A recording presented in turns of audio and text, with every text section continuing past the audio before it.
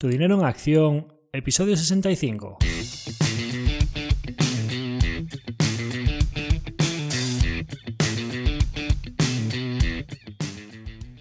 Hola, soy Javier Acción, asesor financiero independiente autorizado y registrado en la Comisión Nacional del Mercado de Valores con el número 149 y asesor del fondo de inversión Acción Global. Te doy la bienvenida a Tu dinero en acción, tu podcast de inversión, donde hablaremos de manera sencilla y cercana de conceptos, métodos y alternativas para rentabilizar tus ahorros. Si te planteas sacarle partido a tus ahorros o quieres descubrir qué opciones te interesan más, te invito a quedarte para aprender sobre finanzas con un lenguaje directo y sin tecnicismos.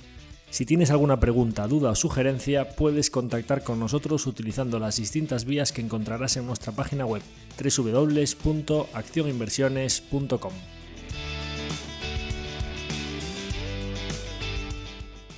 El contenido de este podcast es divulgativo. Las opiniones aquí expuestas son meramente informativas y en ningún caso suponen una recomendación de inversión. Si buscas asesoramiento financiero, debes dirigirte a cualquiera de los asesores autorizados y registrados en la Comisión Nacional del Mercado de Valores. En el episodio de hoy volvemos con uno de nuestros capítulos de balance de mercado y situación de nuestra cartera en particular. Y también, tristemente, de despedida de la segunda temporada del podcast. Una temporada que ha sido más larga de lo habitual, porque es verdad que esperamos hasta bien entrado octubre para empezarla, pero también es verdad que, aunque la temporada pasada terminó en las fechas de San Juan más o menos, que es cuando yo siempre considero que la gente ya empieza a desconectar de todos estos temas de trabajo y financieros para irse a descansar, en este caso, como teníamos contenido suficiente, hemos decidido también alargarla un poquito más hasta bien entrado julio. Y además la temporada no tuvo parada en Navidades ni parada en Semana Santa, como sí que había tenido la temporada anterior, que habíamos hecho algún receso intermedio, con lo cual ha sido una temporada con muchos más capítulos que la primera, en la que hemos hablado de muchos temas, como repasaremos después. Vamos a hablar de situación de mercados, mirando un poquito atrás y lo que ha sucedido después, de la situación de nuestra cartera, de qué ha pasado en el mercado en general y en algunas compañías en particular de nuestra cartera. Pues va a ser uno de esos capítulos en los que yo pues me desnude aquí delante de vosotros y cuente también pues los errores que creo que hemos cometido estos últimos años, porque como no va a haber capítulo hasta previsiblemente después del verano o hacia otoño o finales de año, pues es un buen momento para hacer balance y mirar atrás y ver un poco pues qué cosas cambiaría de lo que ha sucedido estos últimos años. Repasaremos un poco los ganadores y perdedores y qué podemos esperar para estos próximos meses y mirando un poco más allá para los próximos años, ya que no voy a hablar desde aquí, desde esta tribuna hacia todos vosotros, pues para esa pregunta típica de oye, ¿qué crees que va a hacer el mercado? ¿No? Pues ya sabéis que intento siempre evitar hacer previsiones de este tipo, pero bueno, pues en base a la información que tenemos, que creo que dónde nos podemos mover tanto los próximos meses como los próximos años. Y por último, pues haré un repaso de la temporada, ya que estamos aquí despidiendo esta temporada antes de la sorpresa final que siempre reservamos para el último episodio de cada temporada, que creo que va a ser muy interesante la semana que viene. Pues haremos un balance aprovechando que esta es la despedida de pues cómo ha ido la temporada frente a lo que pensábamos, qué temas hemos comentado, cuáles han sido los pasos adelante y qué cosas pues mejoraría. Así que yendo con ello, cuando hago un balance me gusta mirar un poco atrás para ver mis notas y lo que tenía en las publicaciones que vamos haciendo con partícipes, cómo pensaba yo de la situación en la que estábamos y en el entorno en el que nos estábamos moviendo y sobre todo esa bola de cristal que la tengo retirada permanentemente. Pues oye, aunque nunca intento hacer predicciones de lo que pasará los próximos meses, cómo veía yo la situación en cada determinado momento y qué ha sucedido después en base a esa estimación de dónde nos estábamos moviendo. Entonces, en las publicaciones, como haremos un balance de lo que ha pasado este año, vamos a irnos primero un poquito más atrás para ver qué pensábamos que podría suceder este año cuando estábamos pues hace un año, ¿no? En la fase final de 2022, que como sabéis era una época muy dura de mercado en general y particularmente para nuestra filosofía de inversión y cómo estábamos pensando en esos momentos. Entonces os voy a leer unos pequeños fragmentos de la ficha trimestral del tercer trimestre de 2022 y del cuarto trimestre de 2022 y también un pequeño párrafo de la carta navideña que enviamos a los partícipes, que la enviamos físicamente a sus domicilios con una felicitación que aprovecho ahora que estamos hablando de esto, de la carta navideña, para deciros a todos los que seáis partícipes y que hayáis suscrito el fondo a través de alguna plataforma que no sea directamente con nosotros, siempre os pedimos por favor que nos contactéis, sea a través del formulario de la web o por Twitter o por WhatsApp, que ahora tenéis un link directo también en la página web que podéis directamente chatear con nosotros y enviarnos lo que queráis, o consultas, o pedirnos información, o enviarnos vuestros datos y demás, pues que nos comuniquéis que sois partícipes, simplemente pues nos dais vuestros datos o nos pasáis un pantallazo, vuestra posición, sea en MyInvestor, en la plataforma que sea, porque nos gusta tener un contacto directo con todos vosotros. Y si no nos contactáis, nosotros vemos que entra un dinero en la cuenta del fondo y no podemos tener acceso a ningún tipo de información más, ¿no? Porque somos asesores, nosotros no somos la gestora. Entonces sí que nos gusta tener ese trato directo, tener vuestros datos de contacto, poder invitaros a los eventos físicos que hacemos, enviaros esa carta de Navidad, que hay gente que no quiere recibir documentación física, pero es una carta que solo la enviamos físicamente. El texto que sale ahí, los comentarios que hago del año, solo los enviamos en esa carta directamente a los partícipes, con lo cual necesitamos vuestros datos. Pues voy a leer un pequeño fragmento de esa carta, de los momentos difíciles con los que cerrábamos 2022, como antesala de lo que ha sucedido después o de lo que está sucediendo en 2023. Entonces, yendo con ello, en la ficha del tercer trimestre de 2022 comentábamos: en cuanto a los múltiplos de mercado y a las tasas de descuento, seguimos pensando que la evolución de las materias primas, con fuertes caídas desde máximos, la ralentización del sector inmobiliario y especialmente una ralentización económica pronunciada, deberían producir en breve unos menores datos de inflación conforme la base comparable de los precios empiece a ser bastante más elevada, lo cual comenzará en breve. Y ante ello, los inversores descontarán moderación monetaria antes de que llegue. Por el lado de los beneficios, creemos que ser accionistas de compañías con poder de fijación de precios, sin deuda o cash que rentabilizar, sin dependencias externas, ventajas competitivas, etc., es el lugar apropiado para estar en un entorno recesivo y de precios al alza. Con la simple asunción de un escenario estable de tipos, nuestra cartera debería empezar a comportarse bien.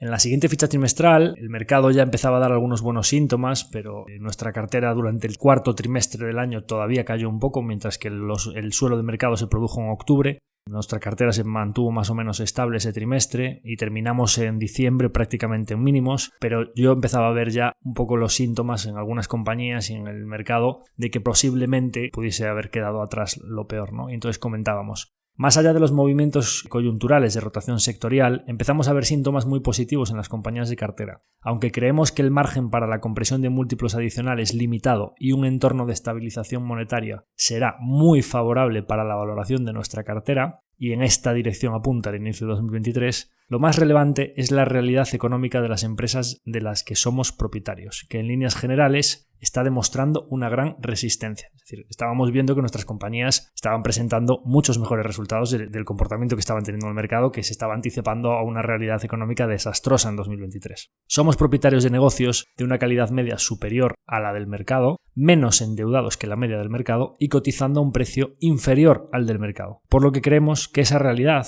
más allá de factores coyunturales, es la que terminará imponiéndose en sus cotizaciones. Así cerrábamos 2022 y un poquito antes de Nochebuena enviamos esa carta navideña que yo la suelo redactar pues más o menos en el puente de la Constitución, una cosa así, a principios de diciembre. Y que esa carta sí que ya pues, nos explayábamos más y comentaba un poco pues, que estábamos en un pico inflacionario coyuntural por desajustes entre oferta y demanda, pero que en general pues, los altos elevados niveles de endeudamiento público elevado y una demografía pues, con una pirámide demográfica muy invertida en Occidente y un fuerte desarrollo tecnológico nos llevarían a que yo creía que la inflación era algo coyuntural y que volveríamos a entornos de bajas inflaciones o incluso ya veremos si deflación, ¿no? Y que además, pues oye, que las ganancias por acción de nuestra cartera seguían componiendo en plazos muy largos, muy por encima de la media del mercado, así que creíamos que en un escenario normalizado el mercado valoraría ese crecimiento, ¿no? Así que bueno, decía en la parte final de esa carta un poco despedida, decía: dicho todo lo cual, existe cierto consenso en que además de la contracción de múltiplos que hemos experimentado, la recesión será inevitable en 2023, lo que dejaría margen de caída adicional por la parte de los beneficios empresariales. Es decir, se habían contraído mucho los múltiplos, pero si caían más todavía los beneficios empresariales porque las empresas presentasen caída en ventas, con el apalancamiento operativo, caída en EBIT, en EBITDA, etcétera, que había margen para que el mercado cayese todavía más. Y de hecho pues había mucha gente asustada, que yo recuerdo perfectamente contactar con varios partícipes o interesados que estaban pues en la órbita o abriendo cuenta o estaban a punto de ingresar el dinero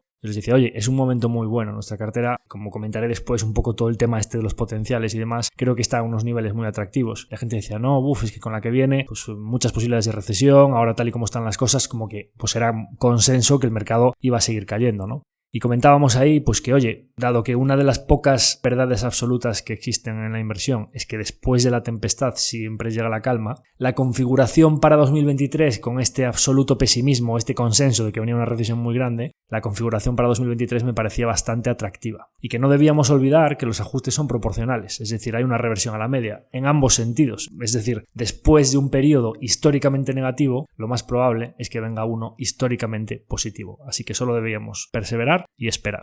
Eso es lo que pensábamos un poco que podía suceder y lo que decíamos a finales de 2022 de cuál era la situación en ese momento en el que, pues como os imagináis, no estaban siendo momentos especialmente fáciles para mí. De hecho, pues ya dije en varias ocasiones que a nivel de mercados y el comportamiento de la cartera fue la época más dura que de mi carrera, porque en el año 2008 solo gestionaba dinero propio y de gente muy cercana de la familia y no tiene nada que ver con gestionar los ahorros de pues 200 y pico partícipes, ¿no? Que tienen una confianza y unos ahorros importantes depositados en nosotros, con lo cual ni la de 2012, 2016, 2018, ni el COVID, que fue muy rápido y estábamos súper cubiertos, como comentaré después, fue comparable en magnitud a lo que nos pasó en 2022, con lo cual pues eran momentos muy difíciles. ¿Y qué ha sucedido después? Bueno, pues la situación actualmente es la siguiente. Tenemos los índices, como ya comentaba en alguna de las comunicaciones previas, dependiendo un poco por barrios, pero en general con tono muy positivo en el año 2023. Según el índice que mires, si te vas a componentes más industriales como el Dow Jones, pues está un 2 y pico por ciento arriba en el año,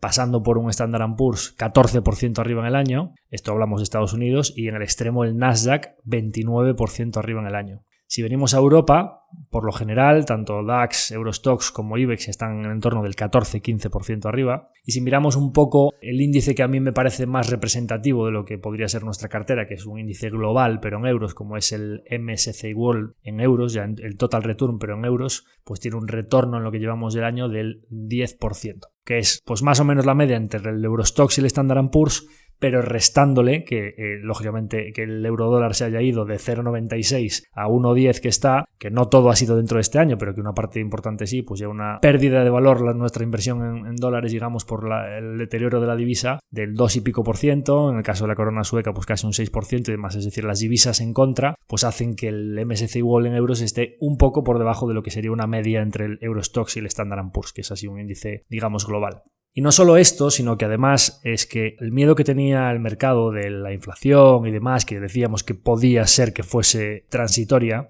los datos de inflación no es que hayan bajado, es que se han desplomado. Los costes energéticos, las materias primas, o sea, está el Brent, si miras Brent o West Texas, entre 69 y 72 dólares por barril, llegó a estar a 130. La subasta eléctrica de marzo a abril, hubo momentos en los que en diurno, con todas las fotovoltaicas produciendo, llegó a estar cerca de cero el kilovatio, una de las subastas. No se sabe si en un ataque a todos estos proyectos fotovoltaicos que habían nacido por parte del oligopolio eléctrico o porque el desajuste entre oferta y demanda de tanto pico que había. No sé si recordaréis todos los telediarios a principios de 2022 con la guerra de Ucrania y demás. La lavadora, qué pasa con el pico de la luz, no se va a poder pagar, pues catastrófico, ¿no? Vosotros estáis viendo en los telediarios a día de hoy el bajón que ha pegado la factura de la luz o el bajón que ha pegado la factura del gas. Que el gas europeo estaba a 300 y pico, estaba a 30 y pico estos días. Ha caído un 90% el gas, para beneficio de las compañías industriales europeas, que así de bien lo están haciendo ya desde octubre, ¿no? Entonces, pues ¿qué sucede? Que cuando parece que no se ve luz al final del túnel, pues habría sido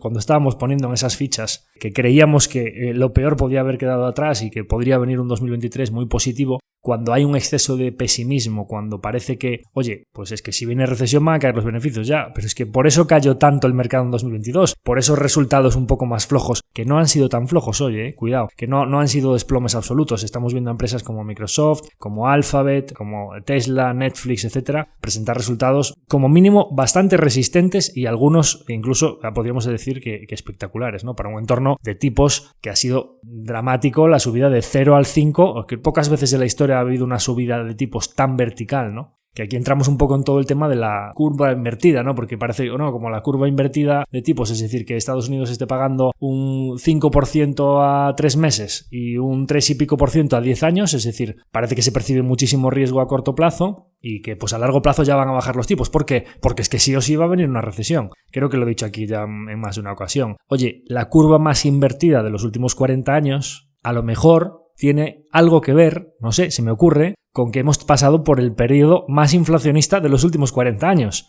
Y para contener esa inflación los tipos a corto plazo están muy altos. Y el mercado está descontando que como no es que esté cayendo, se está desplomando la inflación, que si coges datos en Estados Unidos que eliminen el shelter, que es un índice de la vivienda que va con muchísimo retraso, y ya hay datos de vivienda que reflejan mucha caída, que son mucho más actualizados, es decir, el shelter ya se sabe que va a caer, pero si eliminas eso de la ecuación, es decir, si te anticipas a que va a caer, hay datos en tiempo real de la inflación americana al 2,7%. Entonces, ¿qué sucede? Pues claro, no, es que no necesitábamos que los tipos cayesen. Solo con que los tipos dejasen de subir y el mercado descontase que con los datos que están saliendo, la Reserva Federal y el Banco Central Europeo, me da igual que sea hoy que a final de año, van a dejar de subir los tipos y hay margen con los datos de inflación que tenemos para que a lo mejor, si hay recesión, los puedan bajar, vuelven a tener la sartén por el mango. Ha recuperado el control de la política monetaria. Eso es buenísimo para los mercados. Y los mercados, lógicamente, se anticipan y el Nasdaq hace un más 30 en 6 meses. Es verdad que porque, lógicamente, venía muy castigado y tenemos, bueno, pues es que os hago un repaso. Es decir, el Nasdaq un 30%, pero os digo, si queréis, algunas compañías que no son especialmente microcaps, el retorno que llevan, pues hablamos de Tesla, más 103% en lo que llevamos de año, Netflix, 41%,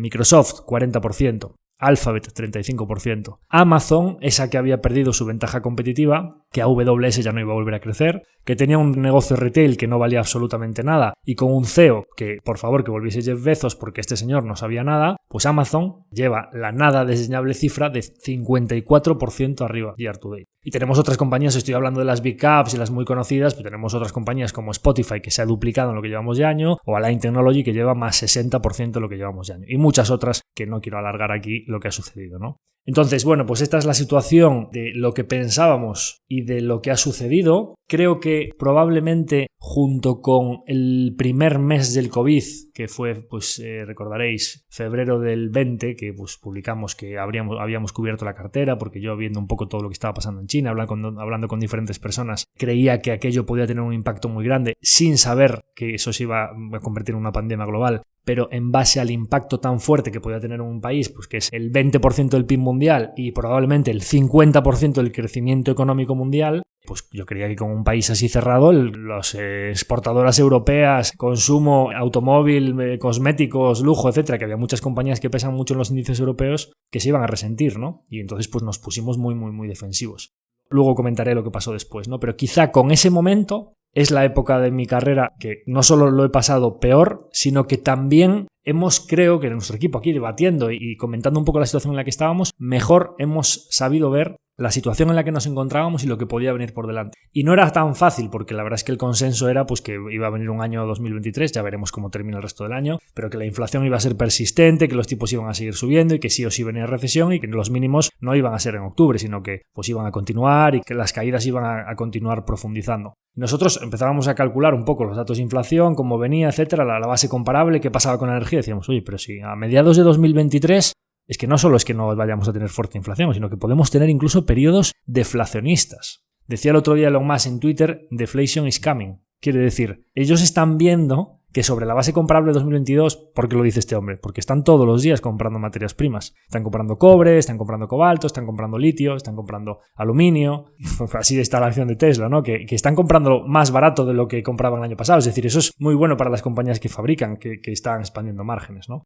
Con lo cual, y digo yo, si cuando había mucha inflación, el crecimiento de las compañías con la tasa de descuento aquella que se aplicaba hacía que el crecimiento valiese menos, ¿qué pasa como venga un poquito de deflación? ¿Qué creéis que va a hacer el mercado con el crecimiento? Si tú tienes precios cayendo o digamos la situación contraria que una situación inflacionista, resulta que el crecimiento a lo mejor vale muchísimo más. Por eso estas compañías que os acabo de citar llevan estas rentabilidades anuales. Porque el mercado se está anticipando a un entorno de precios planos o ligeramente a la baja y que una compañía crezca un 8% vale muchísimo más que con la inflación al 10% cuando los precios están planos o cayendo. Ya no os digo compañías que tenemos en cartera que crecen en plazos largos por encima del 20% anual compuesto, ¿no? Que eso, pues imaginaros el valor que tiene. De ahí que haya venido esa normalización o un poco recuperación en los múltiplos que paga el mercado y que venga esa frase típica de los inversores cuando dicen pero ¿cómo puede estar subiendo el mercado si viene recesión? ¿O cómo puede estar esta compañía subiendo ante unos earnings flojos? O incluso algunas compañías que han publicado profit warnings o, oye, pues bajadas de guidance, etcétera, y el mercado lo esté haciendo también. Claro, porque es que lo hizo mal cuando esas compañías estaban presentando bien, porque se anticipaba a lo que iba a venir después. Y entonces, y eso es un dato que a mí me gusta mucho. Cuando yo estoy viendo compañías como, pues he hablado aquí de compañías como Transgene o Heiko, tenemos compañías como Dollarama, tenemos compañías como El Lujo, Hermès, o compañías como pues ASML Holding, o recientemente la recuperación tan fuerte que ha tenido Tesla, o tenemos Constellation Software, o tenemos Microsoft, que la semana pasada estaba haciendo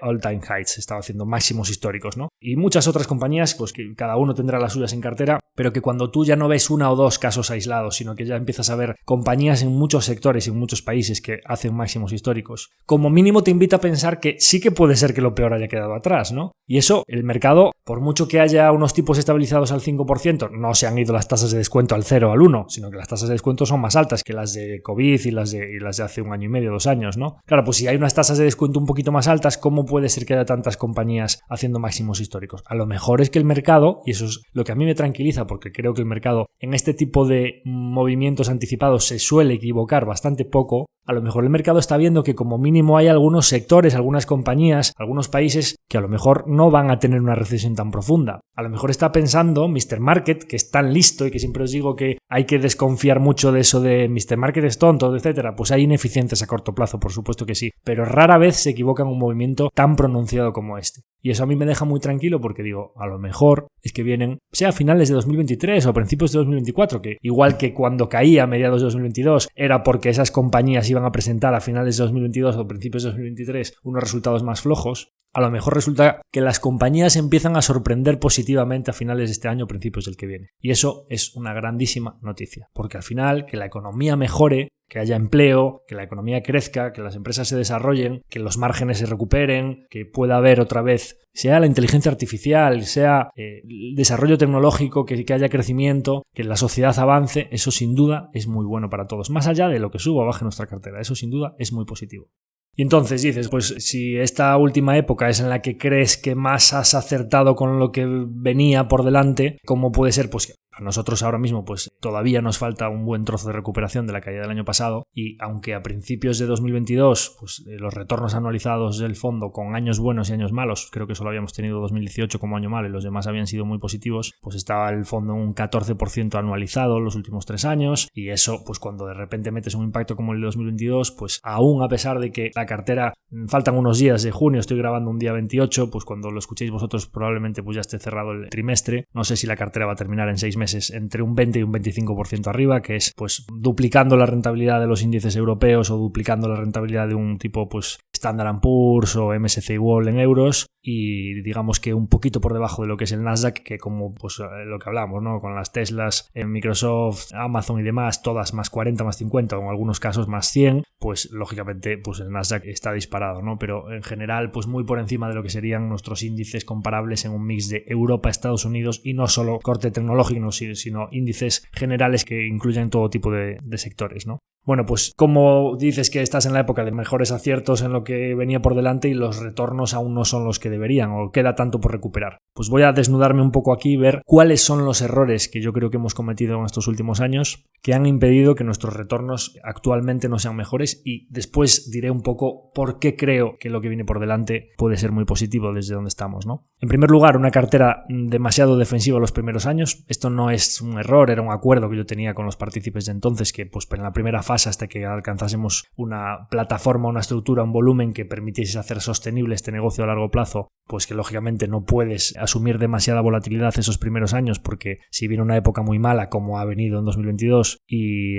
tienes algunos reembolsos que nosotros por lo general no tenemos, pero caso de que te reembolse algún partícipe importante, si viene una caída de mercado muy fuerte y tú estás 100% en renta variable, pues a lo mejor yo me tengo que poner a echar currículums, como ya he dicho alguna vez, ¿no? Con lo cual en esa primera fase creo que tuvo sentido, pero es verdad que cuando la gente mira y dice, no, es que desde el inicio, claro, 2016, 2017, pues era un fondo que en 2016 hizo un 4%, en 2017 un 6%, pues era una cartera mixta y bastante defensiva, con cash, bastante renta fija y una cartera de renta variable muy, muy diversificada, que no hace mucha prueba de lo que es nuestra filosofía de inversión actual. Segundo error, voy a poner error entre comillas porque lo primero era una decisión activa, no es tanto un error, pero eso sí que ha restado rentabilidad, porque esos años 2016 y 2017, solo con haber tenido un poco más de exposición, fueron años muy positivos en renta variable y nosotros podíamos haber cogido más retorno. De segundo, esto sí que creo que fue un error y del que yo aprendí mucho. Cuando vi a finales de 2018 que el mercado estaba cayendo en vertical, pues creo que el último trimestre del 2018 cayó un 20%. Nosotros acertamos muy bien con cargar en compañías de calidad y aumentar mucho la exposición a finales de 2018 y creo que fue un gran error ponerle techo a las ganancias en 2019, es decir, conformarnos con pocas ganancias, y eso que el año 2019 para nada podemos decir que fuese negativo porque el fondo hizo un 18% arriba, pero es verdad que muy pronto, y yo ahora me tiro un poco de los pelos viendo a qué precios vendimos algunas compañías o no las vendimos, porque redujimos, ¿no? Porque eran compañías que a día de hoy seguimos teniendo en cartera, pero con venta de calls, etcétera, que cuando la gente me pregunta, oye, la venta de calls, tal, oye, depende de los precios y de no pongas techo a las ganancias vendiendo calls demasiado pronto, ¿no? Y nosotros tenemos ejecuciones de calls a principios de 2019 a precios muy bajos, luego pude recuperar, especialmente por ejemplo Microsoft, etcétera, la recuperé en el COVID a precios muy muy buenos, pero es verdad que en 2019 el error fue poner techo a las ganancias, que si no lo hubiese hecho con lo que cargamos a finales de 2018, simplemente dejando correr los beneficios, y ahora volveremos un poco a lo que está pasando ahora, el 2019 podríamos haber hecho pues a lo mejor un 30% de rentabilidad, ¿no? Hicimos un 18%. Posteriormente yo os decía, oye, el acierto de 2020 de las coberturas, y ahora ¿por qué me dices que fue un acierto y ahora vuelves y lo mencionas en los errores? Porque lo que fue completamente imposible de predecir, aún puedes acertar con lo que puede venir, con el terremoto que puede venir por esa pandemia y demás, pero era completamente impredecible que el COVID fuese la primera crisis financiera o crack de mercados de la historia que durase un mes.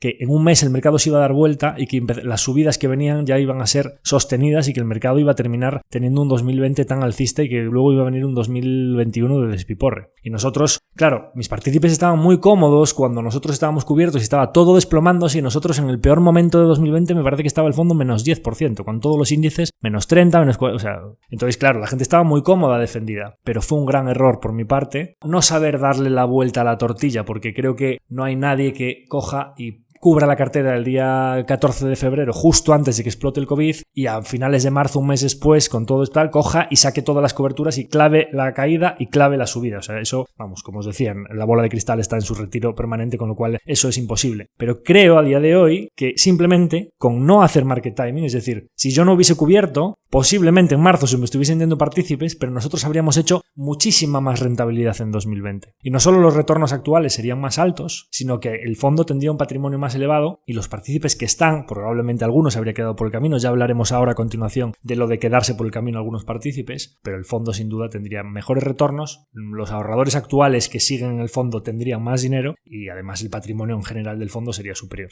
Con lo cual, coberturas de 2020, vamos a poner entre comillas, fue acierto al principio, error no saber dar la vuelta, pero yo creo que en general lo único que habría que haber hecho es no hacer nada, porque teníamos una buena cartera y simplemente aguantar. Pues hicimos un 6%, terminamos con un año positivo dentro de la debacle, pero es que nosotros en 2020 solo con no hacer nada podíamos haber hecho pues un 25 o 30% arriba, ¿no? Después, y esto sí que un poco pues es la parte más cercana, 2022. La gente me dice, joder, pues es que un drawdown del 40%, como pues qué errores... Bueno, yo siempre os digo aquí que siempre voy a decir muy abiertamente las cosas que he hecho mal, y aunque creo que nuestra cartera es de muy buena calidad, que tenemos muy buenos negocios, es verdad que visto a toro pasado, ahora diría, caray, pues sí, tienes 25, 26, depende del momento, entre 25 y 30 compañías, que es una muy buena diversificación, pero claro, cuando hay un sesgo muy claro a compañías de corte más de calidad, de corte tecnológico y consumo discrecional, que tenemos un peso fuerte, al final, going forward diremos, o sea, mirando un poquito hacia adelante, algo que sí que voy a tener más en cuenta es no solo la diversificación por compañías, sino también la diversificación por factores, digamos, value, growth, pues un poco momentum, todo este tipo de cosas, y por sectores. Y sí que es verdad que en cada pequeña decisión que estamos tomando a día de hoy, cuando incluimos una nueva compañía en cartera o cuando reducimos en otra, etcétera, sí que estoy un poco en la búsqueda de que tengamos una cartera más equilibrada de activos físicos con mucha ventaja competitiva, pero digamos, o infraestructuras o activos clave, pero que sean tangibles, activos muy escalables con plataformas, agregadores, etcétera, que tienen márgenes muy altos y que tienen retornos sobre el capital invertido infinitos, pero que también es verdad que el mercado, cuando viene una caída de growth, etcétera, las castiga más, para que estemos no solo diversificados a nivel de compañías, sino que en cualquier momento de mercado, pues sí que vamos a tener compañías que estén cayendo, pero tengamos otras que lo estén haciendo bien. Si hubiésemos tenido una cartera más balanceada en 2022, por supuesto habría sido un año negativo, pero quizá no tan negativo. Y el problema de los años tan negativos es que, pues mira, llevamos ahora mismo cerca de un 25% en 6 meses, que ojalá que tuviésemos siempre 6 meses así, y aún falta mucho. ¿Por qué? Porque el drawdown previo es grande y las matemáticas inversas son muy tozudas, ¿no? Entonces digamos que diversificación en empresas, pero no en factores y sectores en 2022. Creo que eso, mirando hacia atrás, pues puede haber sido un error, ¿no?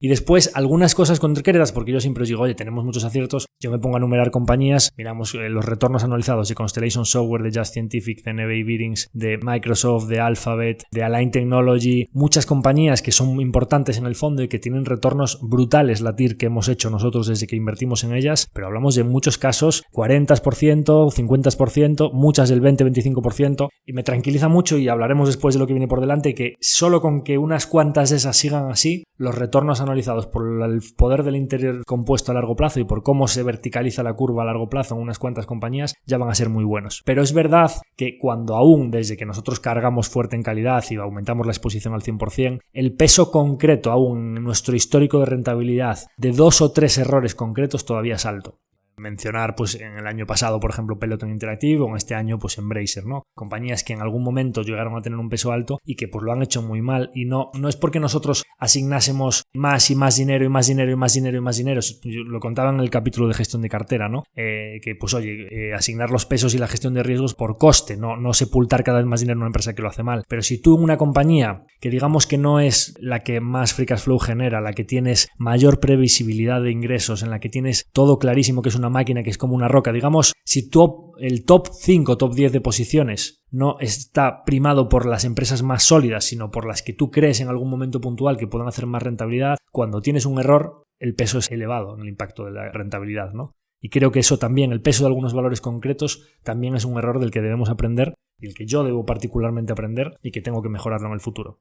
Y luego, pues claro, construir una cartera más sólida, que como os diré después cuando hablemos de lo que puede venir por delante, ¿qué impacto tiene? Cuando tú tienes una cartera que tiene menos drawdowns, que a lo mejor es menos explosiva, en los años buenos sube menos, pero que cae menos cuando vienen mal dadas, ¿qué beneficio tiene? Bueno, yo siempre he dicho aquí que pues, si me dicen, oye, ¿tú qué prefieres hacer? ¿Un menos 20 y un más 40? Pues que digamos, bajas un 20, haces un más 40%, calcular la diferencia no es exactamente un más 20 por los retornos inversos, pero oye, o no, prefieres una cartera que haga 10, que sea mucho más estable. Si tengo que escoger, prefiero la estable. ¿Por qué? O sea, en el ejemplo que acabo de poner, asumid que el valor final de la participación es el mismo, es decir, que estamos haciendo un periodo de caída fuerte y de subida muy fuerte, o una subidita pequeña más otra subidita pequeña. Vamos a asumir que es un ejemplo en el que el valor final de la participación, es decir, el retorno total desde el principio, sea el mismo. La volatilidad muy fuerte tiene una parte negativa, y tiene la parte negativa de que algunos se quedan por el camino. Y yo siempre lo he dicho, cuando había algunos fondos aquí muy conocidos en España que ya estuvieron muchos años perdiendo mucho dinero y de repente hicieron todo el retorno de golpe en un año, y es que en la foto histórica de los retornos anualizados, cuando tú haces eso, al final en la foto sale que tú has hecho, pues imaginaros, un 15% anual. Bien,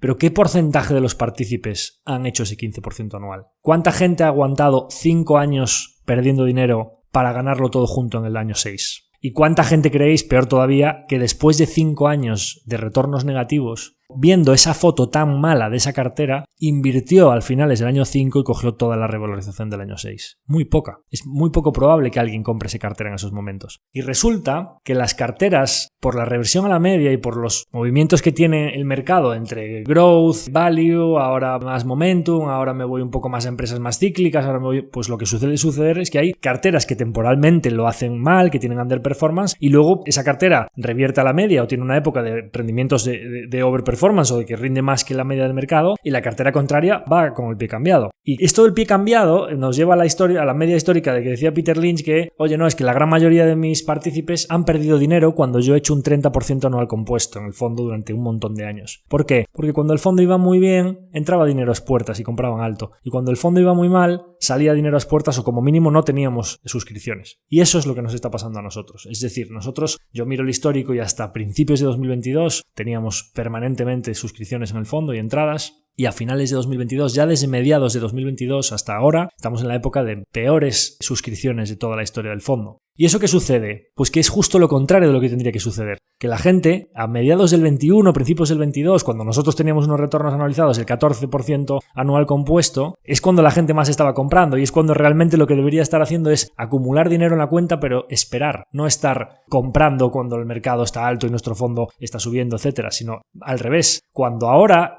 ahora ya llevamos una buena recuperación, pero a finales del 22, cuando yo estaba escribiendo esas cartas y la gente que abría la cuenta me decía, no, Javier, voy a esperar porque claro, es que están yendo las cosas regular, etcétera, en ese momento es cuando más deberían estar invirtiendo. Y entonces voy a una cuenta en la que he caído últimamente, que es todo esto de los potenciales. Yo supongo que los gestores que tienen muchos más años de experiencia que yo, pues los Álvaro Guzmán, Paramés, etcétera, gestores de aquí, Iván Martín, que usan mucho en sus presentaciones todo esto de los potenciales, y es algo que se ha criticado mucho en la comunidad inversora española, todo esto de decir, no, mira, es que yo tengo una participación que está ahora mismo valorada a 100, pero que el precio objetivo de esa participación es 200. O sea, mis empresas deberían valer el doble. Y eso es algo que se ha criticado mucho, y yo recientemente mirando un poco todo esto digo, joder, esta gente que tiene experiencia, que ya ha vivido muchos ciclos de mercado, probablemente estén cayendo un poco en la cuenta en la que estoy cayendo yo ahora, que ya pues, que después de un ciclo tan malo como hemos pasado y que ahora venga la recuperación, de intentar convencer a la gente de que lo haga al revés. Es decir, no ponen en las presentaciones tan en grande los datos de rentabilidad anualizados cuando son muy malos, porque entonces la gente sale corriendo, sino que en ese momento lo que tienes que poner es que el potencial del fondo es muy elevado. Es decir, que en ese momento son los mejores momentos históricamente para invertir. Yo entiendo que ellos lo hacen, pues por supuesto, por su propio beneficio, porque ellos al final son gestores y viven de las comisiones, pero también por beneficio de los partícipes, para intentar que no vayan con ese pie cambiado y que les esté saliendo dinero cuando peor está haciéndolo el fondo y que les entre el dinero cuando están a máximos. Es decir, ahora que les han, pues a finales del año pasado, cuando les habían volado todas las materias primas y tal, pues es cuando hay que volver a comprar este tipo de fondos. Pues es que es al revés. En ese momento había que estar o vendiendo esos o como mínimo no comprando más y invirtiendo en carteras como la nuestra de factor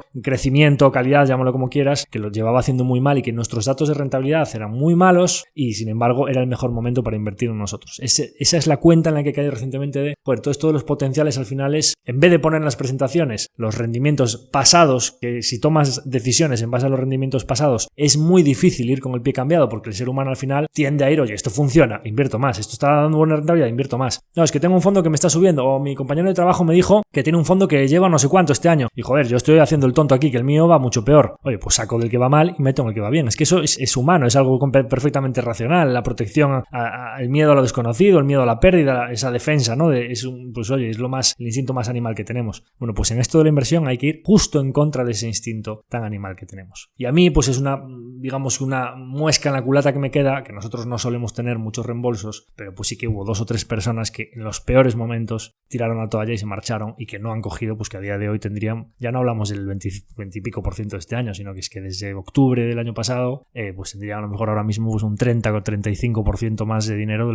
lo que se llevaron, ¿no? Y eso es una verdadera lástima porque en tan poco tiempo pues que tu patrimonio crezca un 25, un 30%, pues como mínimo esperar no digo a que el fondo vuelva a estar en máximos, pero si tú quieres retirar el dinero, pues porque no estás conforme o lo que sea, pues oye, pues en un punto medio, que yo lo que quiero es que la gente se vaya con buena rentabilidad, ¿no? Que para eso trabajo todos los días. Entonces, repasando un poco lo que ha sucedido y viendo un poco lo que ha pasado con la cartera, cuáles son los ganadores, cuáles son los perdedores, etcétera, pues tenemos una cartera que en general, como os decía, pues muy por encima de la media de los índices y los grandes ganadores ya os mencioné algunos, ¿no? Cuando hablaba un poco del repaso de mercado. Nosotros, pues cuando hable después del repaso de la temporada del podcast, tenemos 2 tesis de inversión en la temporada del podcast, que era Netflix integrando el entretenimiento global y Tesla, la inevitable Tesla, ¿no? En transición energética, pues uno de los capítulos que hicimos fue la inevitable Tesla. Bueno, pues nosotros cuando publicamos la tesis de Netflix estaba aparte en mínimos destrozada, creo que estaban las acciones a 160, 170 por acción, están a más de 400 ahora mismo. Creo que no se ha pasado un año y pico así, no sé si llega el año desde que publicamos esa tesis, y la de Tesla la publicamos pues parece que en enero, febrero, una cosa así, estamos en junio, estaban las acciones a 100 y algo y están a 250 estos días las acciones, ¿no? Entonces esos son, digamos, pues Tesla, Netflix, etcétera, digamos que son los aciertos grandes recientes que hemos tenido, sobre los que además he publicado muy diversamente, muy ampliamente y muy reiteradamente en Twitter, y que pues la verdad es que he sentido que cuando publicaba especialmente sobre Netflix, en general hay una opinión de consenso de que hace mal contenido, de que todos los drivers de la tesis, pues como que la gente siempre ha ignorado mucho las cosas que nosotros publicábamos sobre la compañía, y la verdad es que la tesis está evolucionando muy bien. Lamentablemente pues hay mucha gente que no ha hecho caso caso de esa información o que pues ha obviado todo lo de Netflix, cuando me parece que hemos estado, en el caso de Netflix, de Tesla y probablemente de Adobe, hablamos de compañías que cayeron entre un 50 y un 75% en el plazo de un año. Compañías que son líderes de su sector, con márgenes operativos muy por encima de la media de mercado, sin deuda, con caja neta, con unos equipos gestores que son, es que esos tres además, el equipo de Netflix, el equipo de Tesla y el equipo de Adobe, o sea, son de lo mejor que te puedes encontrar. O sea, negocios que son muy buenos negocios, pero es que además gestionados por gente que hace las cosas muy bien y que ejecuta tal y como dice, ¿no? Por supuesto tenemos también, ya no voy a hablar pues todas las Open Lending más de 50%, Topicus 50% year to date, Airbnb 50%, Adobe 45%, Netflix 40%, Inditex, otra compañía que pues es que cuántas veces dijimos que Inditex estaba muy barata y que no entendíamos que una compañía que es que solo hacíamos los números y veíamos, oye, vale, ahora Rusia, vale, ahora China, tal. Sí, pero es que cuando deje de pasar estas cosas, tal y como está la competencia, Inditex va a arañar una cantidad de cuota de toda con su modelo integrado entre tienda y online, con lo que está creciendo en Estados Unidos, con la gestión logística que tiene, que es buenísima para evitar fletes y proveerte de manera local cerca de los puntos de producción donde está el consumo, es decir, no tener que llevar el algodón desde Turquía hasta Estados Unidos, joder, pues es que lo produces en México, ¿no? Y en Europa pues te provees desde Turquía o desde Marruecos, etcétera. O sea, pues esa cadena logística integral que ellos tienen a lo largo de todo el mundo, pues es que es buenísimo para un negocio tan complicado como es el retail. Pues es que se han ido las acciones de 18-20, están a 35, o sea, es que se han duplicado las acciones, ¿no? Pues es que hemos hablado muchísimas veces también de Inditex, pues otro creo que gran acierto, y que después, o sea, cada vez que repaso Inditex, porque siempre te entra la tentación de decir, bueno, esto es acerca a máximos históricos ya, a ver si es el momento de reducir, ¿no? Que a lo mejor en algún momento la reduciremos porque sí que es un negocio que al final pues es de un sector que aunque la conocemos muy bien y es una gestión excelsa, pues a lo mejor llegado el caso, como es un sector con las dinámicas que tiene, que al final tiene un componente un poco cíclico, pues no es para tener un 5 o 6% del fondo, pero todo a su momento adecuado. ¿Por qué? Porque es que Inditex se ha duplicado desde mínimos, pero es que el negocio lo ha hecho mejor que la acción. Es decir, creo que cuando invertimos estaba como a 12 veces flujo de caja y es que valorándola el otro día está como a 14 veces flujo de caja. Yo no digo que este negocio tenga que valorarse a 25 o 30, pero es que solo con que la manden a 18 te pueden mandar la acción a 40, 45. O sea, es decir que veo que lo está haciendo muy bien, pero es que el negocio lo está haciendo todavía mejor. Es decir, que creo que puede tener recorrido. Pues oye, Inditex, otro gran acierto, ¿no? En cuanto a, bueno, pues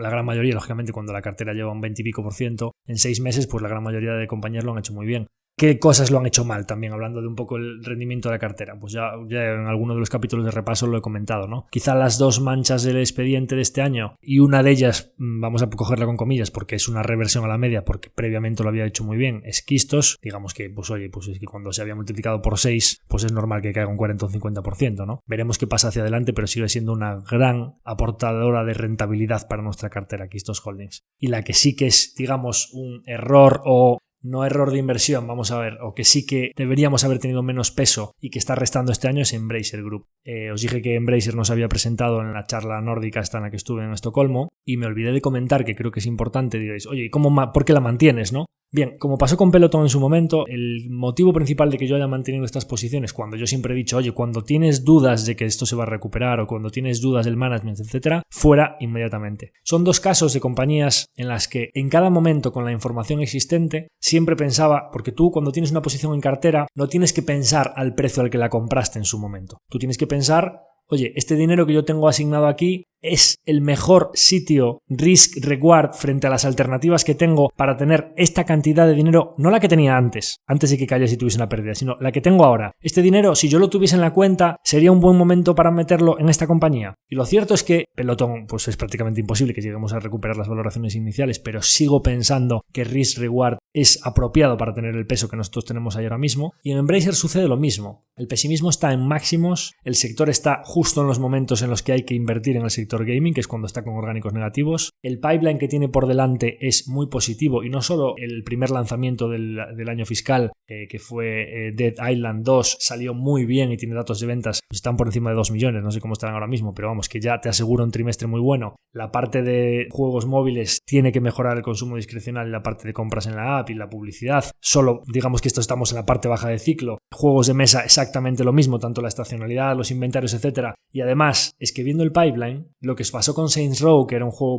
que tenía ya valoraciones negativas por parte de la audiencia, digamos un poco de los fans que ya decían que no les gustaba nada lo que estaban haciendo. Lo que ha pasado con Dead Island es que ya venían los jugadores diciendo que les gustaba mucho, pero es que eso pasa con el pipeline de lanzamientos que tiene Embracer, los que va a lanzar hacia finales de este año, en septiembre, etcétera, hay varios lanzamientos que tienen muy buena pinta y que los jugadores los están valorando muy bien. Y la acción prácticamente no ha reaccionado, con lo cual siempre que miro un poco esta compañía y digo, joder, es que ahora creo que lo peor está por detrás, el pipeline es bueno. Y cuando estaba en Estocolmo, es cierto que no se presentaron, pero charlando allí con gente, veo un poco cómo se mueven los ciclos de capital en este tipo de compañías y por qué cuando la música suena para todos, no solo para los inversores retail. Y los bancos de inversión van subiendo el precio objetivo y hay capital y ellos encuentran accionistas que acudan a las ampliaciones y hacen adquisiciones y como que la música suena para todos. Y me decía uno de los que trabajaba en el banco de inversión con los que estaba, que era un chico norteamericano pero que estaba viviendo en Estocolmo, y me decía, yo era Mr. Gaming, era el que las conocía todas, a Embracer, a Steelfront, a EG7, tal. Pues EG7 ahora está mejorando, pero EG7 fue un fraude que pues el CEO se le fue y bueno, creo que lo comentamos aquí alguna vez, ¿no? O sea, hablamos de burbujas que hubo en el sector que pincharon pero por completo, que cayeron un 95%, vamos.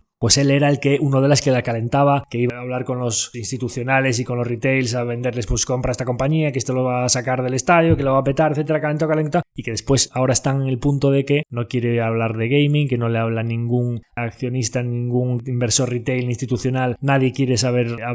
oír de nada de invertir en una compañía de gaming. A él ya no le llaman Mr. Gaming, sino que ya lleva otro tipo de compañías y nunca menciona a estas compañías a sus clientes. Y Embracer es como la historia fallida. O sea, Embracer ya todo el mundo mira hacia otro lado como quien, no, eso ya salió mal, eso no tiene recuperación. Entonces, cuando el ciclo de capital está así, cuando hay tanto pesimismo y cuando el mercado ya da por hecho que eso es una historia que no se va a recuperar y tú ves al management haciendo un plan de recorte de costes con un pipeline muy bueno, los ves muy centrados, cuando cogen el toro por los cuernos, bajan guidance y se ponen en lo que creo que puede ser unas perspectivas realistas y con un sector que creo que solo puede mejorar sus orgánicos porque sigue teniendo un viento de cola importante, dices, ahora que no hay nada de interés, ahora que nadie quiere saber nada de esto, muy probablemente lo que haya por delante sea mejor que lo que tenemos por detrás. Por eso mantengo esa posición, siendo la que más rentabilidad nos está restando en el año, una de las, digamos, de las muy poquitas que tenemos en negativo en el año. Con lo cual, hemos repasado aciertos, hemos repasado errores. ¿Y qué podemos tener por delante? ¿Qué podemos tener mirando un poquito hacia los próximos meses o próximos años? Próximos meses, como siempre digo, no tengo ni idea. Es verdad que los datos de inflación en el mercado ya descuenta que son bajos y que van a seguir cayendo. Es verdad que veremos qué pasa con la posible recesión. En Suecia me decían que ya estaban los precios de los inmuebles un 15% abajo y que esperaban otro 15% de caída. A mí me parece que está siendo un poco más por barrios que no un colapso financiero total. Me parece que hay gente de segmentos de renta media y baja que si te sube el Euribor del 0 al 4 va a sufrir bastante más que quien no tiene hipoteca, tiene casa pagada y tiene una buena nómina, que incluso con inflación le están subiendo la nómina a la gente. Con lo cual me parece que no va a ir por todos los campos igual y me parece que en España, como tenemos una dependencia fuerte del turismo y el turismo está muy, muy fuerte, me parece que aquí en España, en sur de Europa y demás, las cosas están bastante bien, no había mucho endeudamiento, no había una burbuja inmobiliaria como la que hubo en 2016-2007, digamos.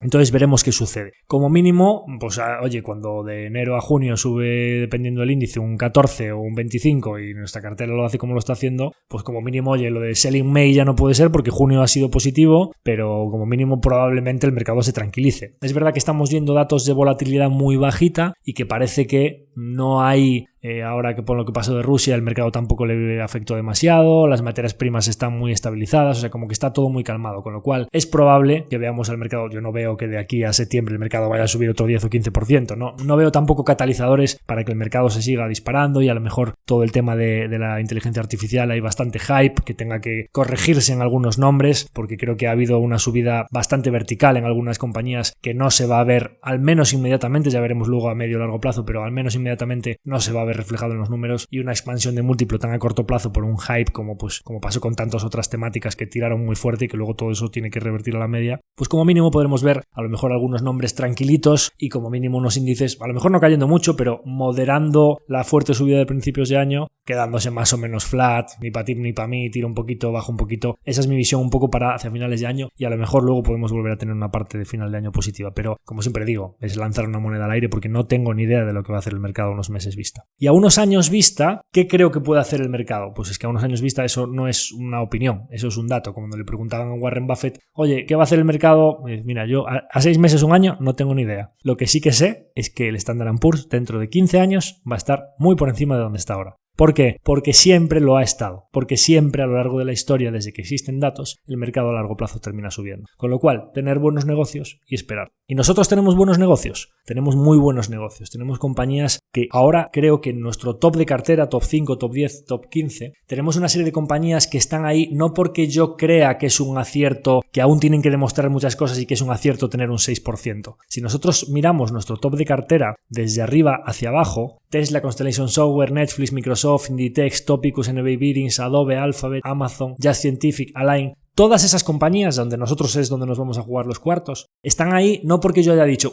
esto a ver si me demuestra que es una buena compounder o que va a hacer buenos retornos. Y entonces le voy a meter un 6%. No. Son todo compañías que se han ganado por sus propios méritos estar ahí. Son compañías en las que, pues como ha pasado con Tesla, teníamos on cost un 3% y tenemos casi un 7%. Como ha pasado con Constellation Software, teníamos on cost un 4% y tenemos casi un 7%. Microsoft, Inditex, todo compañías que por su buen retorno, por su solidez, por su generación de caja, por sus márgenes, por su resistencia al ciclo, por lo que sea, se han ganado estar ahí. Son compañías que ya han demostrado que son buenas compañías generando interés compuesto a largo plazo, con lo cual existe una alta probabilidad de que, como los errores, y yo ya lo he contado aquí, ¿no? Un poco en la línea de lo que hacen los índices, dejar que los errores se diluyan y que los aciertos corran, y eso es lo que estamos haciendo, aprendiendo del error del techo de las ganancias de 2019, estamos dejando correr los beneficios, pues es altamente probable que estas compañías, si lo han hecho en plazos de 3, 5 y 10 años, pues a lo mejor en un 1 no, o en 2 no, pero es probable que los próximos 5 y 10 lo sigan haciendo bien, con lo cual es probable que estas compañías, que es donde nosotros nos estamos jugando los cuartos, nos den muy buena rentabilidad. Y además hay otro factor importante, y es que yo os he enumerado la serie de errores que cometimos, que cada error yo lo tengo anotado para no volverlo a cometer, y la parte buena de los errores es que lo cometes una vez, pero nosotros probablemente cometeremos otros nuevos, pero el número de errores que puedes volver a cometer cada vez, se está reduciendo, ¿no? El abanico de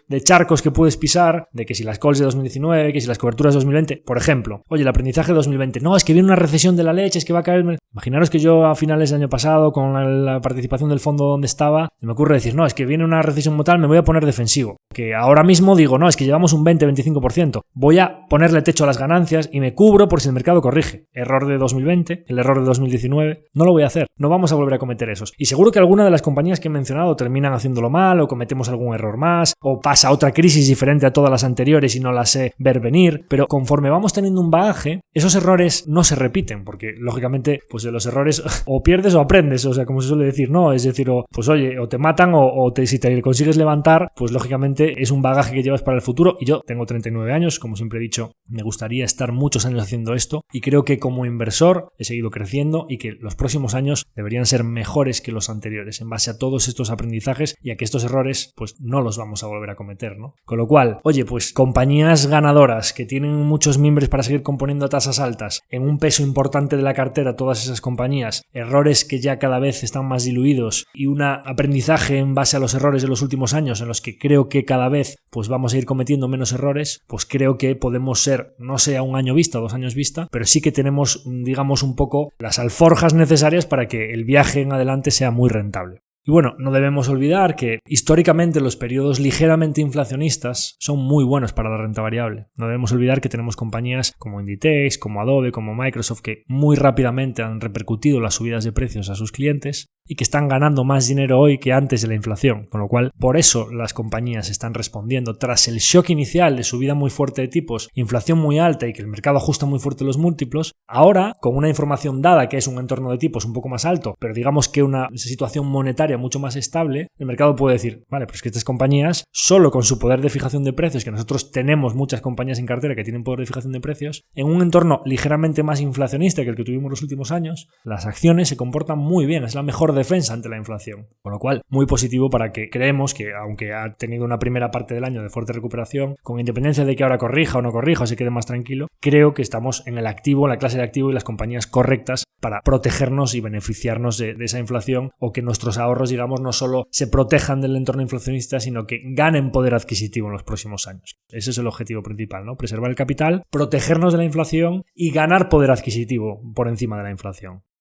Entonces eso en lo que se refiere al mercado, a la cartera de nuestro fondo, a lo que puede venir por delante, al repaso de lo que hubo por detrás, un poco saber estos balances de situación que hago del mercado y de nuestra cartera y de las compañías y de los aciertos y de los errores. Y yendo un poco, pues oye, se acaba la temporada, tenemos un episodio muy especial la semana que viene de despedida, pero pues hoy va a ser el último en el que yo hable aquí un poco así como hago a veces sin guión, de contaros todas estas ideas que nunca consigo que sean breves, pero bueno, pues para eso tengo un podcast, ¿no? Para evitar esos audios kilométricos que mandaban muchas personas cuando me preguntaban, pues para eso tengo esta tribuna, ¿no? Para hablar y dar todas estas ideas. Pues oye, lamentablemente se termina la temporada, así que va a haber gente que siempre me dice, oye, ¿cuándo vienes? Que los meses de verano no tener el podcast, etcétera. De verdad es necesario un descanso, porque a mí, y empiezo por quizá la parte más negativa para luego ir hacia la positiva, que me gusta terminar con un tono positivo, a mí se me ha hecho larga la temporada en cuanto a que, claro, empezamos el 8 o 10 de octubre, si no recuerdo mal, vamos a terminar pues un 8 de julio, una cosa así, todas las semanas sin ninguna sola pausa, pues preparar todo el contenido, las entrevistas, las horas de grabación, los guiones, siempre unos plazos determinados para poder editarlo y subirlo, etcétera, y cada semana esto, a mí se me ha hecho un poco largo el hecho de que no haya ningún descanso intermedio, de que sea todas las semanas, de que no pueda tener una época de más mirar compañías o de irme de viaje o cuando estaba de viaje, pues porque oye, una de las temáticas principales de la temporada fue un viaje fuera de la zona de confort y yo os conté aquí pues los sitios a donde iba a haber compañías y las experiencias por el mundo, hicimos varios capítulos de experiencias personales, claro, pero estando por ahí con mi familia, con el niño, con las maletas en los hoteles, etcétera, buscando sitios para grabar, una sala de reuniones, colándome en algunos sitios donde había sofás que incluso estaban algunos sitios cerrados y que pues era por la noche, no era a deshoras y no tenía una sala de reuniones y mi familia durmiendo y no podía grabar en la habitación, etcétera, pues he tenido que hacer malabarismos en muchos casos para cumplir siempre los plazos y tener el capítulo en el momento que correspondía para que diese tiempo a editarlo, publicarlo, etcétera, etcétera, ¿no? Entonces, claro, cuando van pasando meses y meses y meses y aún ves que aún te quedan 3 o 4 meses más y temas y tienes que buscar temas y llamar a uno o a otro, conseguir una entrevista, etcétera, etcétera, para tener todas las semanas contenido, y creo que uno de los objetivos que sí que hemos logrado es que sea un contenido divulgativo de buena calidad y en el que hablamos de diferentes temáticas y en el que siempre intentamos aportar cosas nuevas, pues hacerlo todas las semanas, de octubre hasta julio, que solo pues paramos 2 o 3 meses, son 12 en el año, pues oye, pues 9 o 10 meses seguidos, pues es intenso, ¿no? Entonces necesitamos ese descanso, pues porque es la época en la que yo me pongo a leer en la casa de verano en la que me encuentro, pues leyendo sobre compañías, leyéndome conference call y mirando un poco las compañías que yo tengo en el radar que posiblemente puedan ser, cuando hagamos algunos cambios en cartera, las próximas compañías que a mí me gusten. Yo necesito mirar muchas compañías para decidir quedarme con una, con lo cual pues necesito leer y necesito estar en un sitio tranquilo en el que sepa que ya que con los clientes, los partícipes, etcétera, tenemos una época más tranquila, que no sea también el podcast lo que me marque a tener que desplazarme, venir a la oficina, grabar, preparar los temas, porque al final pues un día y medio de la semana te lo quita eso, ¿no? Con lo cual quiero estar tranquilo y poder leer sin saber que, pues oye, que en el podcast también tenemos un descanso y que es muy necesario para que se mantenga sano y que yo me mantenga con ganas, porque siempre hay que hacer cosas que te gusten, que las hagas con pasión y que cuando te va a poner a grabar y a contar el tema de esa semana, lo hagas con gusto y no diciendo, joder, pues ahora tengo que dejar de hacer esto, tengo que poner esto por delante, tengo que cambiar este horario, porque entonces si el podcast se va convirtiendo en algo que te produce un hastío, un hartazgo, etcétera, no va a ser sostenible. Y yo siempre en mi compromiso lo que dije es, tendremos más o menos audiencia, que ahora repasaré un poco las cifras, pero siempre lo que quiero hacer es cuando me embarco en un proyecto, quiero ser consistente, quiero persistir y que perdure a lo largo del tiempo y siempre, aunque vayamos muy despacito, siempre ir subiendo escaloncitos, es decir, que cada temporada sea un poco mejor que la anterior, que cada episodio, cada entrevista, pues darle un formato o enriquecerlo o intentar, oye, pues una empresa de 50 millones, pues a ver si luego entrevista a una de 200, oye, pues ojalá que algún día entrevista a una de 2000 y oye, ojalá que algún día entrevista a una de 20.000 o oye, pues esta persona que estuvo en tantas empresas, pues siempre dando pasitos hacia adelante, ¿no? Y para que eso suceda, tenemos que hacerlo con muchas ganas y es importante que estemos descansados. Eso en cuanto a un poco, pues que la temporada se me ha hecho un poquito larga en cuanto a la parte negativa. En cuanto a la parte positiva, pues sobre todo lo demás es que, pues oye, dije que íbamos a hacer 2 entrevistas, pues creo que tengo en el recuento que hemos hecho 5 y aquí ya doy un poco un anticipo de lo que puede venir y ya veremos si no son 6 entrevistas. Hemos entrevistado a Fernando Romero de IDF, que ya sabéis todo lo que pasó y ya sabéis ahora por qué le hice algunas de las preguntas que le hacía yo en aquella entrevista antes de que pasase todo, porque podía intuir viendo algunas cosas en su auditoría y demás que podían pasar cosas ahí. Pues oye, pues esa fue una entrevista. Entrevistamos también a Antonio Fernández Montels, que es CFO de Greenalia, que aunque ahora mismo no cotiza, pues fue una gran historia de éxito del BM Growth y es posible que en algún momento vuelva a cotizar en Estados Unidos o en España, ya veremos. Pues oye, entrevistamos también a José Luis Vallejo recientemente, presidente y fundador de Singular. Entrevistamos a Alberto Hernández Poza también, que es CEO y fundador de Energy Solar Tech, en esa temática de capítulos dedicados a la transición energética. Y ya veremos cómo termina la temporada. Lo vamos a dejar ahí. Con lo cual, pues yo dije que si en la primera había hecho una, que fue la despedida de la temporada, la entrevista a Roberto Martínez de Neville Bearings, pues me fijaba como objetivo traer como mínimo 2, bueno, pues hemos hecho 5, con lo cual creo que un objetivo claramente cumplido. Creo que el objetivo de contaros un poco la experiencia, los viajes, las visitas a empresas, claramente cumplido también, y aquí voy a una de las partes más positivas.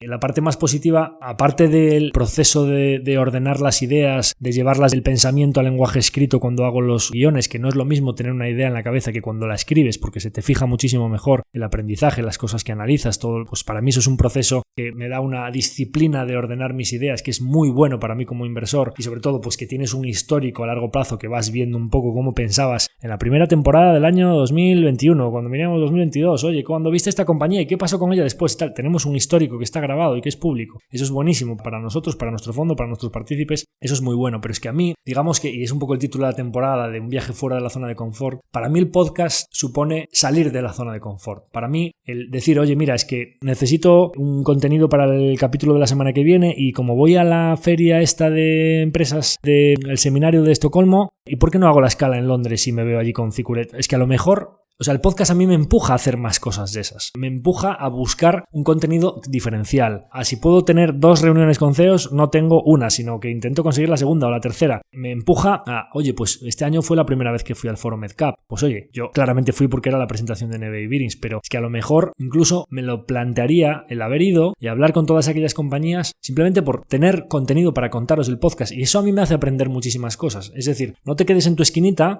muévete, vete, habla con empresas, etcétera. Y muchas de las empresas con las que yo estuve allí son empresas en las que yo nunca voy a invertir en el fondo. Pero es que estoy aprendiendo muchas cosas de lo que me están contando. Con lo cual, esa es una parte muy positiva. Que yo tengo un deber con vosotros, con la audiencia, de comunicación, de divulgación, principalmente contarle a los partícipes cómo se está gestionando su dinero, pero también divulgando a la comunidad financiera sobre inversión, sobre interés compuesto, sobre ahorro, sobre diferentes clases de activos, mejorar la cultura financiera de España, que yo creo que, aunque ha mejorado mucho en los últimos años, creo que queda mucho por hacer, ¿no? Y aportar mi granito de arena, pues sin duda me va a dejar muy satisfecho porque se dice, no, es que tal persona pues falleció, ¿no? Y dices, joder, ¿pero falleció o no falleció? Recientemente, los que somos deportivistas hemos visto aquí en Coruña una situación muy triste y es que pues todos crecimos, yo que soy del año 83, yo crecí con Arsenio Iglesias, entrenador del Deportivo de La Coruña. Yo muy rara vez voy a funerales o a entierros o a ceremonias que se produzcan por el fallecimiento de personas famosas o digamos de personas que no sean de mi estricto círculo cercano de familia. Y el día que fue, no sé, me salió del cuerpo, o sea, era lo que me apetecía. Fui pues a una zona de Coruña donde hay un busto de Arsenio y es que me apeteció ir allí y dejarle unas flores y no pude contener las lágrimas en ese momento porque fue una persona que a mí me marcó en la infancia y he vivido momentos muy muy alegres gracias a esa persona y lo que hizo en el Deportivo de La Coruña aquí. Era una persona que aparte cuando te la cruzabas por un señoriño que siempre tenía una buena palabra, una persona muy especial, ¿no? Pues yo creo que esa persona no ha fallecido realmente, o sea, se ha ido su cuerpo, podemos decirlo aquí, pero él claramente está en nosotros, está en su legado, ha quedado aquí, es decir, te conviertes en inmortal cuando dejas, bueno, pues vamos a ver, cada uno dentro de su pequeño nivel y yo aquí desde mi pequeña tribuna con el podcast, estas cosas que yo estoy grabando ahora, si a mí me pasa algo, si tengo un problema de salud, si en algún momento yo no estoy aquí, cuando llegue el momento más adelante, esperemos que falte mucho, pero llegará, pues esto ya es lo que yo estoy haciendo. O sea, esto es una de las cosas que yo estoy aportando. Pues oye, que quien quiera se escuche estas cosas, que vea cómo pensaba o que sobre qué divulgaba. Oye, ¿qué errores cometí yo para que otros no los cometan? Pues eso sin duda es algo que yo quiero que quede. Y bueno, pues como dice, no, pues plantar un árbol, escribir un libro y tener un hijo, ¿no? Yo árboles ya planté muchos, por suerte, pues por mis padres, etcétera, pues que es algo que nos gustaba mucho, el jardín, etcétera, y pues todo esto de la huerta y todo eso, pues ya lo he hecho en muchas ocasiones. El libro no he escrito ninguno, pero pues oye, vamos a decir, oye, pues en vez del libro, pues un podcast, ¿no? Publica contenido para que otras personas puedan aprender o tener unas reflexiones sobre tu manera de pensar. Pues en mi caso es el podcast y el hijo, por suerte, pues como sabéis también lo he tenido, con lo cual estas son las cosas realmente que quedan y para mí eso es algo muy positivo. Entonces, oye, pues ¿qué puede venir por delante? Siempre os digo, joder, pues siempre me gusta mejorar y dar un pasito adelante y yo ahora mismo digo, pues oye, te hiciste una entrevista, ahora hiciste 5 o 6, probablemente ya estás con CEOs de compañías de mayor capitalización, puedes empezar a intentar acceder a entrevistas más complicadas de conseguir. Claro, oye, pues oye, yo voy a seguir haciendo capítulos de situación de mercado. Oye, voy a seguir haciendo capítulos de resultados empresariales. Oye, voy a seguir haciendo capítulos de invertir en inmuebles, renta variable, derivados, etcétera. Eso va a seguir. Pero ¿qué es lo diferencial? O sea, que nosotros, ¿qué podemos aportar a la audiencia de Tu Dinero en Acción que no haya en España? Yo siempre he dicho, oye, entrevistas a gestores, hay mucho. Entrevistas a inversores particulares, también hay. Entrevistas a capítulos en los que se pongan 3 o 4 personas a hablar de los resultados de una empresa, también hay. Entonces, ¿qué no hay? Y que veo yo en el mundo anglosajón que sí que hay, ¿no? Yo creo que de todo lo que yo hago, y quizás tirar piedras contra nuestro propio tejado, a lo mejor resulta sorprendente, pero que sepáis que las entrevistas a CEOs producen una caída en la audiencia bastante importante. Quizá porque solo las escucha quien le interese esa compañía, o quizá porque a lo mejor escuchar 2 horas a 2 personas hablando, charlando, pues no interesa a todo el mundo, pero para mí eso es lo que me mueve. Es decir, esa es mi pasión y por donde voy a tirar. Es decir, es lo que creo que es realmente diferencial. Hay un podcast que se llama In Good Company, que es el gestor del fondo de pensiones de Noruega, que es uno de los fondos de pensiones más grandes del mundo. Claro, pues dice, no, es que cada noruego tiene $3.000 en Nvidia. Tenemos una posición de 5.000 millones en Nvidia o en Uber, etc. Claro, son los principales accionistas de muchas de estas compañías. Bueno, pues este señor lleva a su podcast al CEO de Nvidia, al CEO de Uber, al CEO de Coca-Cola, pues todo este tipo de compañías brutales, pues tiene varios capítulos que es uno de los pocos podcasts que tiene 5,0, como le pasa al nuestro, es una valoración de 5,0, no 4,9, con mucha cantidad de valoraciones. O sea, es un podcast espectacular. Por supuesto en inglés y por supuesto hablamos de CEOs, pues hombre, de una trayectoria de unas compañías de capitalización, pues tiene varias compañías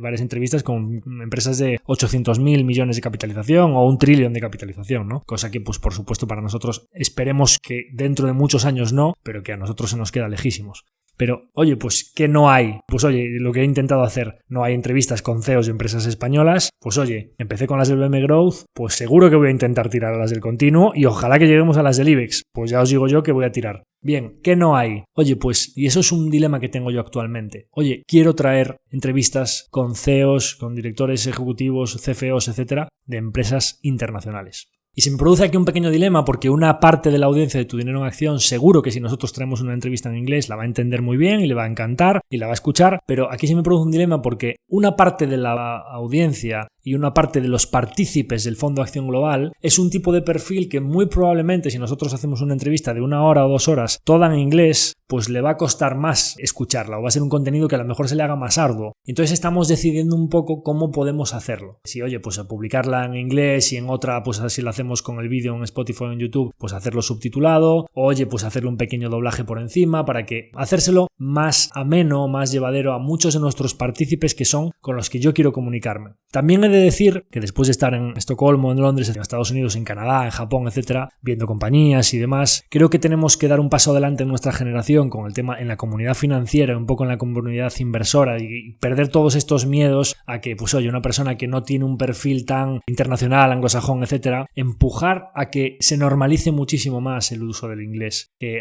no tengamos miedo a hablarlo con una mala pronunciación. Yo lo veréis cuando lo haga en algún momento, pues no tengo una buena pronunciación en inglés y me falta fluidez y me falta vocabulario, etcétera. Pues romper todas esas barreras, un poco volviéndolo de salir de la zona de confort. Y joder, insistir en que si traemos aquí a CEOs muy buenos, empresas internacionales, de grandes compounders, etcétera, de verdad, insistir, hacer un esfuerzo por escucharlo. Voy a hacer las preguntas de la manera que mejor se entiendan, con lenguaje sencillo, que lo podamos entender todos. Por supuesto, estamos abiertos a escribirnos en los comentarios de Spotify, que ahora sabéis que se puede comentar, o en YouTube, o por Twitter, donde queráis. Hacednos propuestas. Oye, Javier, pues mira, es que a mí si lo haces en inglés, me lo voy a escuchar seguro. Oye, mira, ni te molestes en lo de los subtítulos, en doblarlo, etcétera. ¿Va a tener audiencia o no? O si sois partícipes de los que pensáis, oye, mira, yo pues escucho muy habitualmente el podcast, pero si te haces entrevistas de 1 hora, 2 horas en inglés, pues no las voy a escuchar. Pues decídmelo también. Quiero tener un poco ese feedback de que si nosotros seguimos subiendo por la escalerita peldaños pequeñitos, M Growth o ahora Continuo o posiblemente IBEX, oye,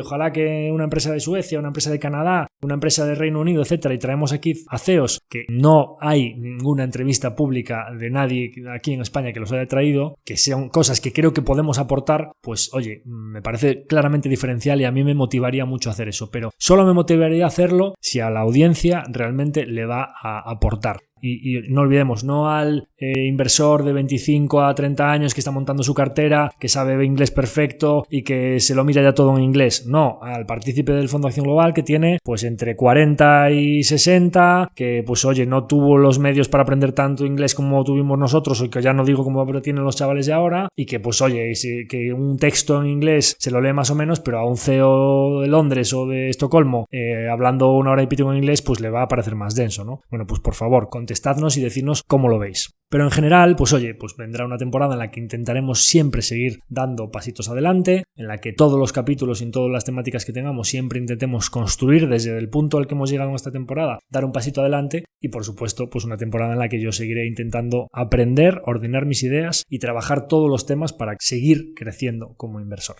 Y bueno, os comentaba antes que iba a daros algunas cifras. En general, pues los datos de audiencia están muy estabilizados. Tenemos en torno a 3.000 escuchas por episodio. Nos salen en Anchor, que es lo que toma pues de iVoox, Spotify y demás, unas 2.500 por episodio. Y luego pues en YouTube, pues los que tienen vídeo pues tienen más escuchas en YouTube y los que tienen solo audio pues tienen más escuchas en Spotify. Pero en general en YouTube, que aparte no se pueden ver las cifras, pues tenemos 500 o 600 en los que no tienen vídeo y cerca de 800 o 1.000 en las que sí que tienen vídeo. Claro, esto en las cifras que se mueven en YouTube es que es completamente ridículo. Y 3.000 escuchas por episodio, pues hombre, yo creo que también es muy ridículo, ¿no? Y siempre digo, bueno, pues habrá gente que tenga 100 y diga que 3.000 le parece muchísimo. Bueno, yo siempre miro hacia arriba, ¿no? Y digo, oye, joa, pues creo que hay algunos podcasts, tanto en España como a nivel mundial, que simplemente que yo los escucho y que me gustan mucho, etcétera, y otros pues que me gustan menos y que también los escucho y tal. Entonces veo un poco los contenidos que hay y un poco la forma de comunicar y el trabajo que hay detrás de cada episodio, etcétera. Por supuesto los hay muy, muy, muy buenos y que tienen muchísimas escuchas y muy merecidas, pero luego también veo que hay algunos podcasts en los que yo digo, joa, pues yo creo que los temas que nosotros tratamos o cómo preparamos los episodios o el trabajo que hay detrás o la forma de comunicarlo, etcétera, pues yo creo que pues hay un podcast no sé dónde, me lo invento, que tiene pues 15.000 o 20.000 o 25.000 escuchas que pues no me parece que lo esté haciendo mejor y pues a lo mejor simplemente pues puede ser coyuntural, pues porque empezaron un año antes o porque estaban en el sitio adecuado en el momento adecuado o porque cogieron la ola de los podcasts cuando no había absolutamente ningún podcast en Europa sobre ese tema y no sé qué y tal. Y joder, pues creo que nosotros perseverando, si seguimos haciendo buen contenido y lo que me gratifica, no las 2.000 o 3.000 escuchas o que tengamos 800 en YouTube, que es ridículo, ¿no? Sino el hecho de que nosotros, hay muy pocos podcasts que tengan una valoración de 5,0 con más de 500, ¿no? Que tenemos, os dije, objetivo a las 500, pero vamos por 540, ¿no?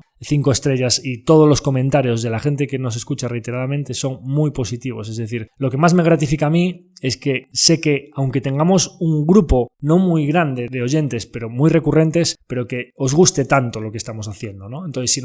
si cada persona, que oye, esto pues ya os anticipo, el fin de este podcast es comunicar y divulgar. Digamos que esto es un medio, no es un fin. Nunca va a ser el fin de este podcast obtener dinero con el podcast. Es decir, no esperéis que nunca vayamos a tener patrocinadores, ni que vayamos a vender nada aquí, ni que vayamos a poner anuncios, nada, absolutamente. Siempre va a ser libre completamente y sin ninguna carga de spam, ni de vender nada, ni al principio, ni al final, ni nada para que nos paguen. Es decir, es una herramienta de comunicación, yo tengo mi trabajo, tenemos mi fondo, el asesoramiento, etcétera, nos una EAF registrada, etcétera, nos dedicamos a ayudar a la gente a rentabilizar su dinero y el podcast es una herramienta de comunicación. Nunca vamos a monetizar el podcast, lo cual nos permite tomar decisiones con absoluta libertad y que el contenido sea siempre el que queramos. Pues oye, ¿qué pedimos? Pues oye, si os gusta tanto, como parece que con las valoraciones y el feedback que nos dais es tan bueno, pues lo que os pediré siempre es, oye, con que cada oyente que está encantado se lo mande a otro que esté encantado, pues las escuchas, el feedback, etcétera, solo puede ir, como nos pasa con los contenidos y las temáticas, un pasito adelante y otro pasito adelante y otro pasito adelante. Y así iremos poco a poco, como la cartera. Como os decía antes, que es un símil bastante bueno. Oye, pues si tienes una serie de valores sólidos que aunque tengan sus momentos intermedios más o menos buenos, pues a largo plazo componen bien, pues oye, la cartera a largo plazo lo hará bien. Pues el podcast, si eres consistente y tienes buen contenido y a la gente le gusta, pues poco a poco irá creciendo. Con lo cual, pues eso es todo por mi parte.